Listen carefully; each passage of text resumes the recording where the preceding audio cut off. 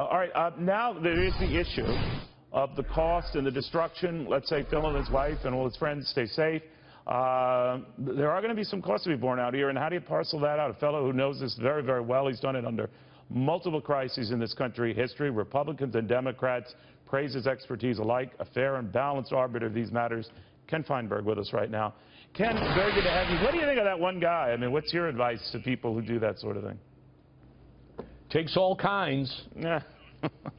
I was thinking, I mean, I hope he does well. I suspect he knows what he's doing. I hope he does. But there is going to be a lot of destruction, maybe to the very pier he's at and the dock. And then the checks come in from the government, from state officials, et cetera. How do you decide who gets what? I know that's a sweeping general question, but you do have to make these calls. Going back to 9/11 and everything else, how do you make those calls? Well, first of all, if you take the FEMA money, that's billions of federal dollars. There are guidelines, there are procedures. FEMA basically has a pretty sound program to compensate communities and damaged houses, etc. Then you've got the insurance industry. Well, they're the experts. After Katrina, you'll recall, because I was on your show, Katrina, the insurance industry set up very creative ways for insureds to process their claims, property damage, rain damage, wind damage, and we set up a mediation program, and we processed most of those claims. The real challenge are these private funds where the American people send in money. Money is collected by J.J. Watt and other funds. Well, there's no infrastructure. There are no rules. Who's going to count that money? Who's going to distribute it? Who's eligible? What's the award going to look like?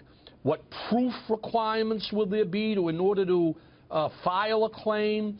It is the unregulated private money that I think poses the most challenge. And then how do you disperse that? I mean, I know the 9/11 compensation fund. I mean, you charted new waters. No mixed pun here, given what's going on.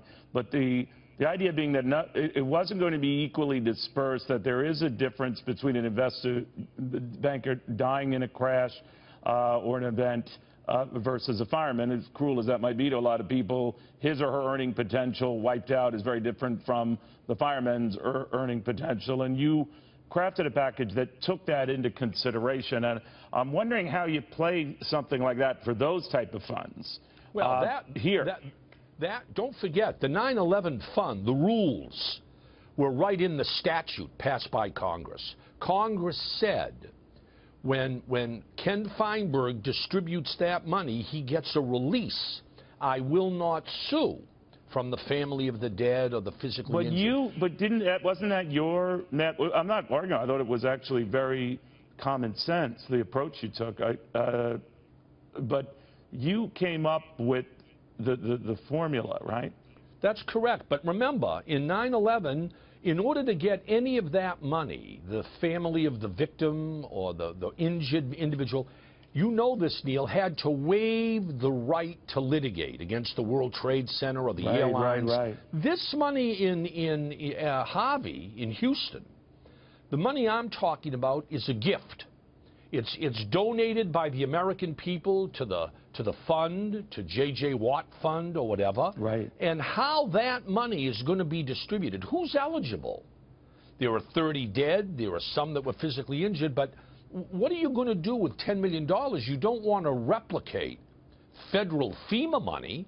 So that's going to be a real challenge, figuring out who's eligible and how much you provide.